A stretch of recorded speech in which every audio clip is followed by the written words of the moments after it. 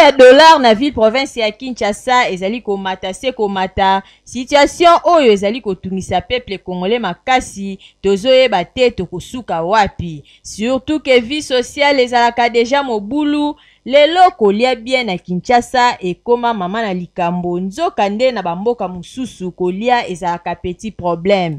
Soki oza na mbongo ya malonga te okolia pe malamu te. Lokola ba prix ya biloko mingi etambolaka na influence ya dollar. Donc soki dollar emati okoti pe na wenze okoremarke ke biloko nyonso presque eza ya komata. Bateki bazali koloba faute na bango te dollar nde eza ya komata yango ezosala ke bango pe ba changer ba prix ya biloko. Kasi ya pasi pe mawa eza ke lokola na mboka na biso mutu na mutu azalaka na to na ye okokuta na ba tableau mususu bakomi 28 000 côté mususu 28 200 voire même 28 500 ba misusu pe batikali kaka na to ya 27 500. Tozoyeba te nani nde aza na to ya malamu kasi kokamwa kaka biso moko tozolela dollar emati mais soki ozwi dollar okimi mbangu koluka esika to eza mwa likolo nyonso wana ezali kaka pona pasi eleki na mboka. Population azali ko se retrouver te. Pona yango population azali ko espérer na gouvernement ya sika en tout cas baluka ba stratégie oyo ekosala ke vie sociale ya ba congolais ekoma stable. Ezalaka nini yango? Pasi yango ekoki kokende na mboka mosusu te kaka na RDC. Pardon, soki bobongisi ekosala eloko te.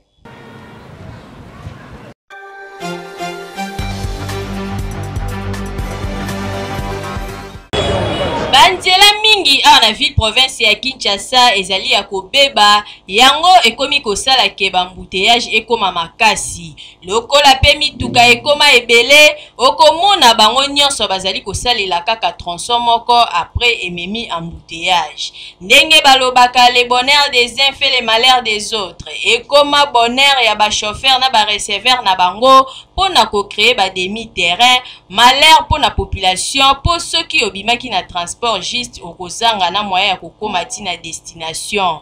Ezaleli oyo ezali malamu te bandeko ba chauffeur bozalaka na souci ya bandeko oyo bazali komata na mituka epesaka pasi surtout soki abimaki na mbongo mingi te. Yango tozali kosenga kaka na bakonzi batala nanu likambo ya banzela oyo ezali kosalema deja ezali malamu kasi lokola tokoti na saison sèche basilisa pe kote mususu oyo nanu bakomi te misala ebanda po circulation esalemaka kitoko pe pona kosilisa mitema mabe ya ba chauffeur na ba receveur na bango.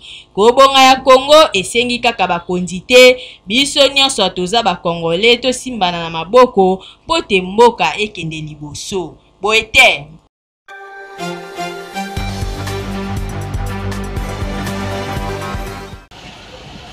Mag FM ekitaki na terrain pona kolobelela oyo etali bamalewa oyo etekamaka mingi na babalabala kotala pe condition nini oyo bazali kotekela. Kasi tango tokitaki constat oyo tosalaki malewa mingi oyo ezalaka na balabala la plupart ezalaka na ba condition hygiénique ya kitoko te. Lokola pe ventre affamé na pas d'oreille kaka ndenge balobaka mutu azali na nzala kipaka na ye te pe ayokaka te. Misusu bazali kolia na bango malgré bisika bazali kolia ezali propre te kasi bazali kolia na bango.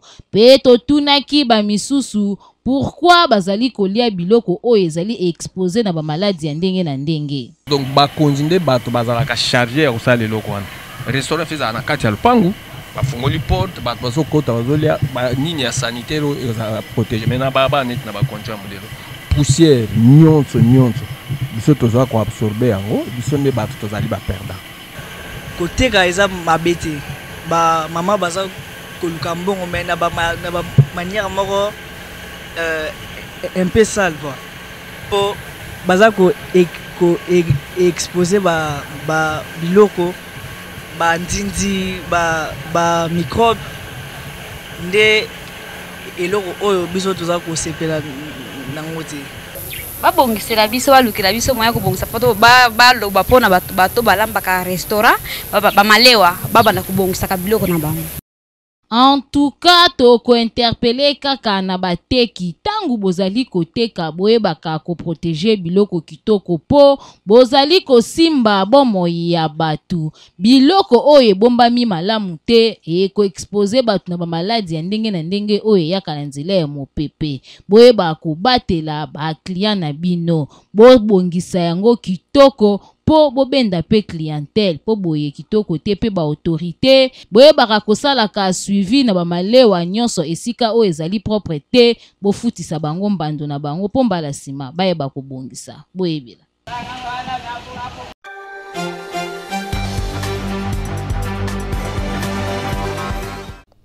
Kolia fruit ezali très important na nzoto ya mutu po ba médecin ba pesaka conseil pe ba betaka sete esengeli na mutu alia 5 fruits par jour po ezali na ba vitamine ebele kolia ba différentes fruits ezalaka vraiment kitoko makasi nzokande bakinois bango vraiment na dossier wana babete yango mama na kara po mona kinois azala na culture ya kolia fruit ezalaka vraiment rare makasi kinois amesana na ye na boule d'ambiance oyo babengaka fufu alors que ezali kitoko te po ba fruit ezali na ba vitamine ebele kozala na vitamine C po na bango eloko wana ezalaka vraiment na mitu na bango te bo kandenge balobaki.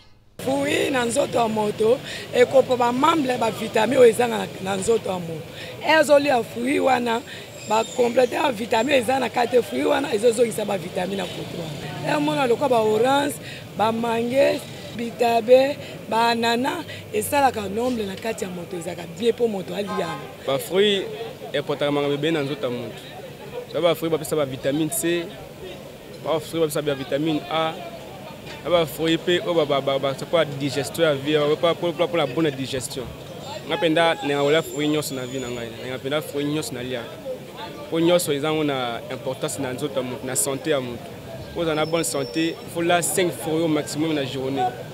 En tout cas, il faut kinoa nyonso ayeba que vitamine C, B, A, K, D ezalaka vraiment très important na nzoto ya mutu ezoko permettre que ozala na mikuwa ya makasi santé ezala kitoko ba fruit misusu ezali ko aider vision na yo pe misusu ezali ko aider goût pe ba fruit misusu et permettra ka circulation sanguine ezala kitoko makasi donc fruit nyonso ezala orange pamplemousse, pastèque, ananas, papaye ezali vraiment important. Yo mutu oyebaka importance ya ba fruité, yeba que fruit ezali très important na bo moya mutu.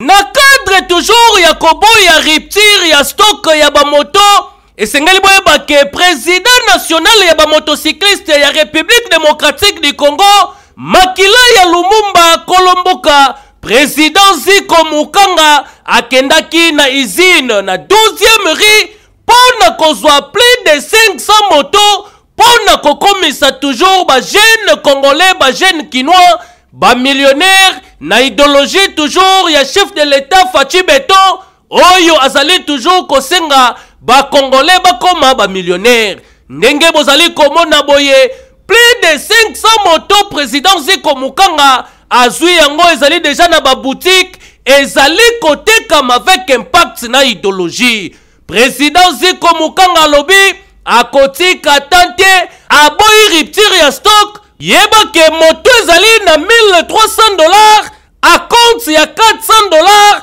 malembe avec impact na idéologie comme millionnaire grâce à président Ziko Mukanga pona likambo etali balopango mapango ezali kopesama na $1,500 à compte ya $500 $1,000 etikali okofuta yango malembe pendant 12 mois une année mobimba entre temps ozwaki déjà 20/20 au bandi construction ndenge président Ziko Mukanga azali kusenga bana Kinshasa ba jeune courageux batu oyo bazali ko espérer ko koma ba millionnaire boyeba ke ba adresse pona kozwa ba moto oyo a crédit avenue Victoire numéro 42 Galerie Efra na kauka wana oza mobimba. Pe na Prince Kasavubu na avenue Luozi en face ya Carrefour de Jeunes kuna pe bazali koteka ba moto ya sika pona kokoma toujours millionnaire. Na avenue Kodia numéro 1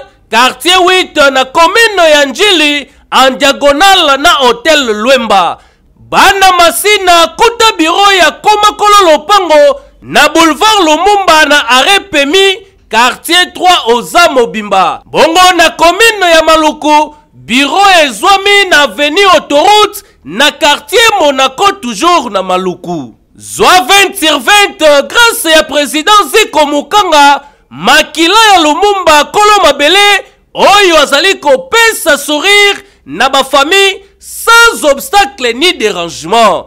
Kasi boye balisusu ke na ba site nyonso oyo vente ya mapango ezali kosalema ba forage déjà ekoti mai ezali kobima avec impact na idéologie pona kotonga ndaku na bino kitoko. Ebongo koto ya ba matériel pona construction ba dépôt ciment ezali ba tol biloko nyonso batongelaka ndaku déjà ekomi pembeni. Le président Ziko Mukanga a promettre déjà que bientôt bureau ya quartier Mukanga ezali kosalema avec impact na idéologie. Président Ziko Mukanga a tikali solution ya ba Congolais.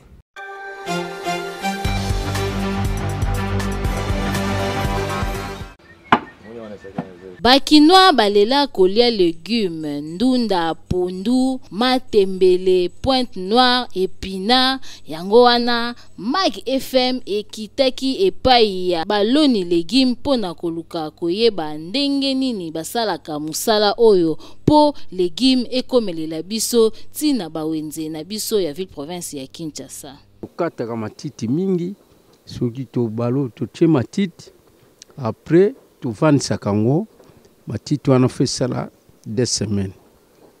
To baloli yana bomoni bandundu oyo. Ba produit wana ozomona ba semence. Difficulté to zanango ba soutien ezalité. To sala kana forcément ya biso moko neti boina na 4 personnes. Na zo songo oyo ba edaka ngai to zana mama ezo senga l'état faut à soutenir biso. Nande na pikoli boy. Na ke mai na sokoli sima na keteka. Ndezi wona so mi sote na 30,000. Na ko bénéficier pe moi likolo na so ke bi mi si moi 10,000 likolo nango.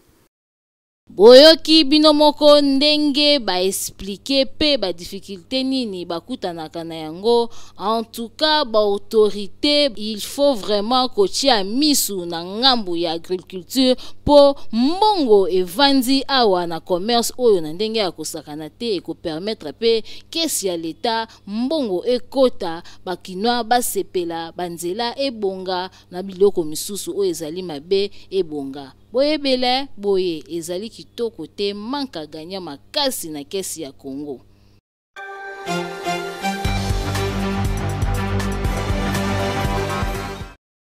Vie sociale ya bakinois ekomi pasi makasi na oyo etali kolia biloko ezali ya komata na ndenge ya kosakana te nde na wenze ya Kinkenda awa na quartier Konluka na commune ya Ngaliema bateki bakoma na bango koteka biloko en détail, c'est-à-dire soso boyebi ke soso esomba makakaka ya mobimba kasi awa bakoma kokata morceau 500 kaka ndenge bozali komona mabumu makoso quiz awa ekata maka 500 na faut pas soko zano na 2000 osombi mwa 4 morceaux na yo okalingi pe olobi na lambi soso na lie musuni ya soso ezala bambisi ya kokauka tala ndenge bakangi yango mipiku na 200 francs na 300 francs awa soko zana 1000 francs okolia mbisi ya kokauka pe osepeli olie bio.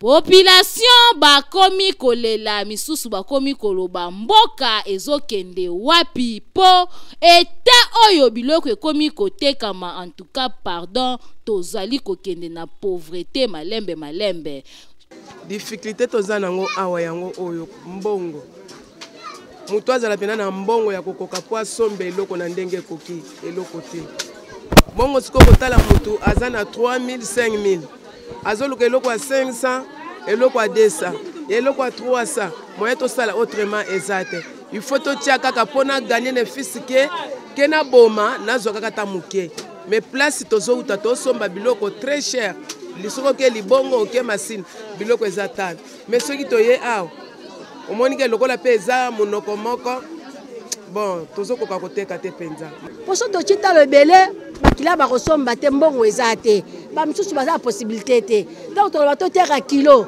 tosoko aza na mwa 2000 aza na mwa 3000 aye asomi soso bakati azwi mwa biloko bakatikati ake kolia moni bateso baza na possibilité te.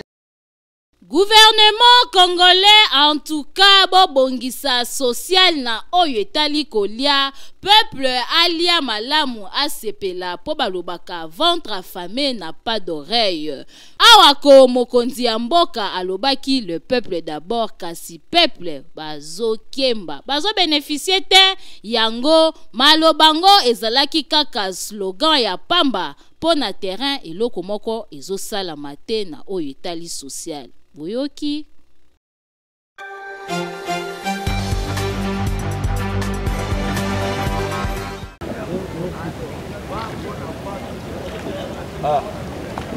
Caméra ya Mag FM ekitaki na kinkole pêcheur pona kotala lolenge nini commerce ya mbisi ya mai esalemaka. Tangu tokomaki sur place tozalaki étonné komona ndenge nini activité oyo esalemaka kitoko makasi. Tumonaki ba sorti ya bambisi ebele mipongo bamboto pe bambisi misusu mike. Midomoko boyebi ba médecin ba autorisaka na batu baliaka mingi bio biloko eza ya fresh ndeti bambisi ya mai. Kasi bateki oyo basalaka commerce oyo bakutanaka na ba difficulté ya ndenge na ndenge. Mbisi ndenge eza boye bango bazouta kosomba ngo na fleuve.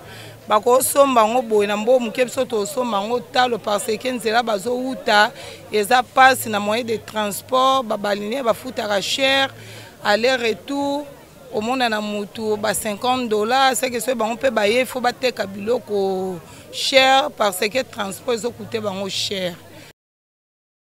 Yako kamwa ezalaki que tokutaki créativité moko epai ya ba jeune garçon oyo awa soki osombi mbisi yo mutu oyebaka kosala mbisi ya mai te bango bakosunga yo bakosalela yo kitoko kotoyo service oyo babekaka ngo mbeli poisson. Tosalaka mbisi to nettoyaka mbisi monde bato ya bauta musika so mutu ayesomba mbisi awa le musuti akenda nango bambouteillage ekobeba biso siko totiaka table awa toza rebele donc musala na biso ezalaka tokateli yo so tolongo biloko akati mpo mbisi toprotege mbisi mpo ekeye bien so mpe glace eza otie glace mpo mbisi ekoma bien biso moko tobenga donc tomipesa kombo siko mbeli poisson ouais mbeli poisson. Ya pasi ezali que pona kolongola bambisi esika ba pêcheur bazali pe komemango awa ezalaka distance pe ba difficulté ezalaka ebele na ngambu ya ba pêcheur bazali kolela po gouvernement ezali ko soutenir bango te.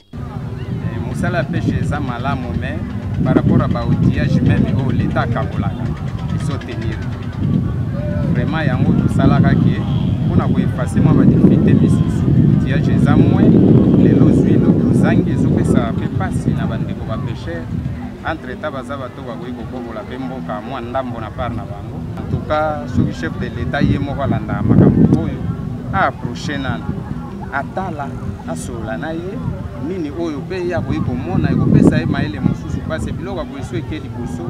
En tout cas Congo mbato ozana esengo awa tokosenga kaka na ba autorité bayeba ko trouver solution na o etali domaine ya pêche po fleuve Congo etondi na bambisi ya ndenge na ndenge soki kaka ba bato ya minene ya pêche ekiti na mboka Congo tokobosa na kolia ba vivre frais ekozala nde bio na bio pe ba biloko oyo ekotekama na talo ya se po etekamaka cher makasi po ko pêcher yango ezalaka na ba difficulté ebele boyoki.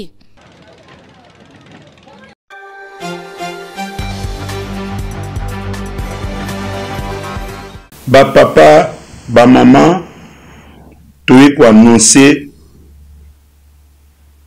5e vague ya Kanyamaka CC eye mabe. Tosengi na bino bopekisa bana batika kuluna. Bana oyo pe balingi koyokela bino te, bo livre bango na la police po ete bakende kozwa ba formation gratuite na Kanyamaka CC pour que bazala utile na société. Mokonzi mboka Papa Félix Fachi Beton elongo na le nouveau vice-premier ministre intérieur Maître Jacquemaine Chabani balingi koyoka kuluna ata mokete na matoi na bango. Balingi pe koyoka insalubrité te. Yango, le commandant de la ville-province de Kinshasa a sengi na bino nyonso bozo ba numéro oyo. Ba numéro y appelle d'urgence ya police pour na ko dénoncer ma BO nyonso bozo mona. Numéro ya liboso na bandi 083 16 26 828 Yami Balé 0900 00 39 21 Yami Satou 085 73 72 249 quatrième numéro 097 26 34 600. Tozali peko travailler biso population en collaboration na la police ya ville à Kinshasa à travers groupe WhatsApp Otobengi info à temps réel. Na kati ya groupe wana ba konzinyo sur la police bazana kati pour que bo pesa ba information na bino à temps réel. Kozwa information te o ya lobby o pesa ngo non. Kokot sape masolo ya politique na kati ya ba groupe wana non. Soki bolingi ba intégrer bino na kati ya groupe wana bo bengi biso na numéro oyo 099 50 077 na bandeli. Soki bolingi to intégrer bino na kati ya groupe wana ya collaboration population na la police pour na ko dénoncer ba mabe nyonso numéro yango yo 099 50 077. Grand merci na général Blaise Kilimbalimba na ba adjoint na ye vraiment en tout cas na commission mixte oyo bino botier 14e région militaire na la police. Nous saluons la Makitoko. J'ai dit et je vous remercie.